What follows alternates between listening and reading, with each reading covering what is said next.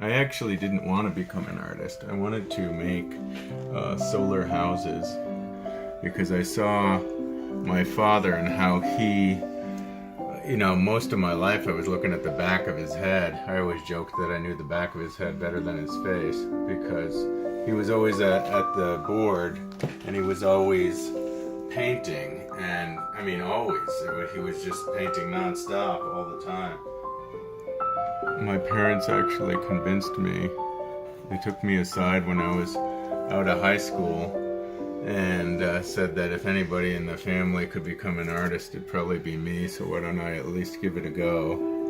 And so I said, well, okay. I kind of wanted to be a carpenter and build houses and stuff, though. I don't really like the process that much of actually painting, but I like when the piece is finally accomplished, that it's conveying emotion. But it's that kind of thing, and it might be a sunset or a sunrise or just the way the light's hitting the water as a bunch of pelicans take off. That you're just like, oh, wow, look at that, and if I can't get a picture of it right, then I remember what it's like, and I might do a sketch of it when I get home. But it's kind of passing things that you find that are inspirational. This was one of these moments. It was like 98 degrees out and everybody was frying out there, and all the Indians had their shields over their heads just to get a little bit of shade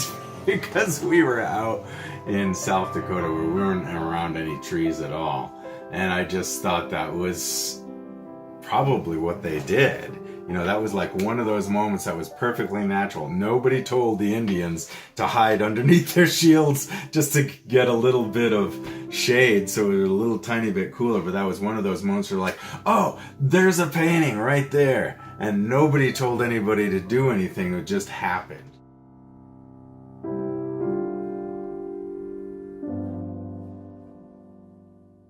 In this shark, I really liked the image because most shark pictures you look at and you're like, oh my gosh, he looks like he's gonna eat me. But this guy actually looks happy.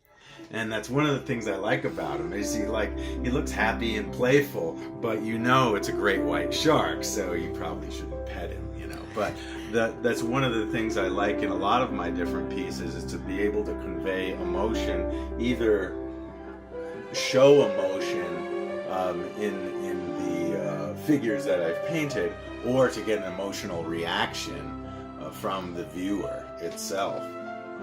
I had one years ago that my wife posed in, and she was kidnapped by Indians, and there was a mountain man trading a rifle for her, and I think the name of it was Good Trade.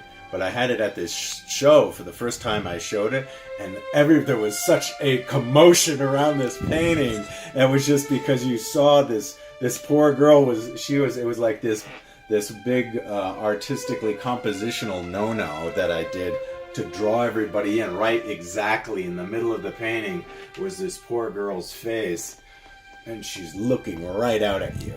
And everybody else is doing all this trading and stuff, but it just grabbed you, drew you in, and it was a very powerful piece. But to be able to take a two-dimensional plane and draw people in and convey emotion, I think that's one of the most powerful things that I always try to achieve.